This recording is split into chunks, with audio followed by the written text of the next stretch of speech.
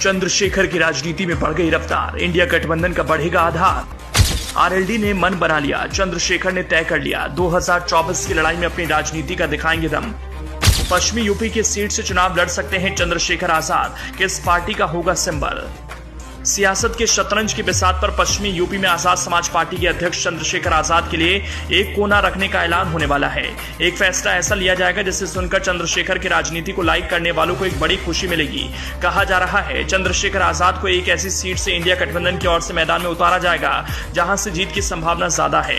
माना जा रहा है आजाद समाज पार्टी के अध्यक्ष चंद्रशेखर आजाद ने भी मन बना लिया है, वो उसी सीट से 2024 की लड़ाई में बीजेपी के खिलाफ अपनी सियासत का आगाज करेंगे। उस सीट को लेकर बाकायदा उन्होंने अपनी पार्टी और कार्यकर्ताओं से मिलकर बात करने का मन बनाया है।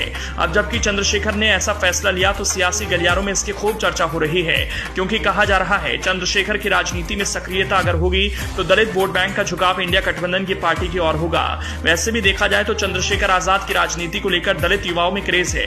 जंतर मंतर पर चंद्रशेखर अपनी सियासत का शक्ति प्रदर्शन कर ये साबित भी कर चुके हैं, जब उनके कहने पर लाखों की संख्या में पिछड़े और दलित समाज से आने वाले लोगों की भीड़ उमड़ी। चंद्रशेखर की इस रैली की शक्ति का एहसास बीएसपी प्रमुख मायावती ने भी किया। ये चंद्रशेखर की सियासी ताकत में इजाफा ही था, जिसकी वजह से मायावती लखनऊ छोड़कर दिल्ली में ज्यादा वक्त बिताने लगी। चंद्रशेखर का दलित युवाओं में बढ़ता क्रेज की वजह से ही अब तक सोशल मीडिया से राजनीति करने वाली बीएसपी कोऑर्डिनेटर आकाश आनंद को अपनी सियासत को जमीन पर लाने के लिए मजबूर होना पड़ा। जनता के बीच उनसे मिलकर उनसे बात करने की आदत डालनी पड़ी। सियासत की दुनिया में चंद्रशेखर के बढ़ते कद की वजह से ही बीजेपी विरोधी पार्टियों की नजर उन पर गई। अब माना जा रहा है वो 2024 की लड़ाई में मैदान में उतरेंगे, उनके लिए सीट भी तय हो चुकी है। दरअसल उत्तर प्रदेश में बसपा प्रमुख मायावती की साख में गिरावट के बीच आजाद विपक्ष को अनुसूचित जाति के मतदाताओं के बीच अपनी पैठ मजबूत करने में मदद कर सकते हैं। राष्ट्रीय लोकदल भीम आर्मी प्रमुख चंद्रशेखर आजाद को अपने साथ लाने और विपक्ष को अनुसूचित जाति के वोटों का लाभ दिलाने का प्रयास कर रही है। आरएलडी के मुताबिक पार्टी के निश्चित रूप से आजाद के साथ अच्छे संबंध हैं।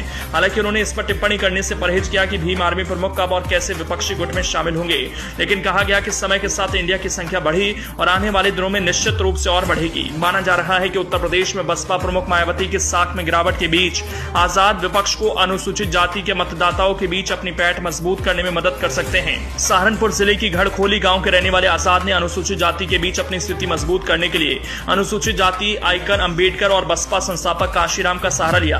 माना जा रहा है अगर योजना अंतिम रूप ले लेती है तो आजाद यूपी में एसपी आरएलडी कांग्रेस गठबंधन का हिस्सा बन जाएंगे। कहा जा रहा है कि आजाद बिजनौर की आरक्षित सीट नगीना से लोकसभा चुनाव लड़ने की तैयारी कर रहे हैं, जहां अनुसूचित जाति और मुसलमानों की संख्या अधिक है। उनका 9 अक्टूबर को नगीना में एक सार्वजनिक बैठक करने का भी कार्यक्रम प्रस्तावित है। नगीना का प्रतिनिधित्व वर्तमान में बसपा के गिरीश चंद्र के पास है, जिन्होंने 2019 में भाजपा के यशवंत सिंह को 1,60,000 से अधिक वोटों से हराकर सीट जीती थी।